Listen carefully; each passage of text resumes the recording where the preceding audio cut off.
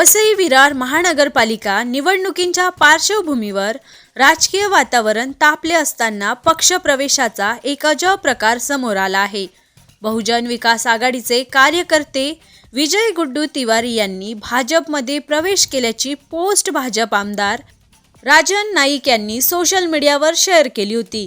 दुसऱ्याच दिवशी सकाळी गुड्डू तिवारी यांनी पुन्हा बहुजन विकास आघाडीचा शेला गळ्यात घालून आपण बहुजन आघाडीचेच कार्यकर्ते असल्याचे स्पष्ट केले. या कोलांटी उडीबाबत स्पष्टीकरण देताना तिवारी म्हणाले की भाजप कार्यालयात एका वैयक्तिक कामासाठी गेलो होतो. गळ्यात भाजपचा शेला घालून पक्षप्रवेश केल्याचे जाहीर करण्यात आले. या प्रकारामुळे राजकीय वर्तुळात मोठी खळबळ उडाली असून सोशल मीडियावर नेटकऱ्यांकडून यावर मिश्कील प्रतिक्रिया व्यक्त केल्या जात आहेत. वसई विरार निवडणुकीत मोठ्या प्रमाणावर नेत्यांची पक्षांतर केल्याने नागरिकांनी नाराजी व्यक्त केली. त्यामुळे निष्ठावंत नेते कार्यकर्ते नाराज झाले आहेत.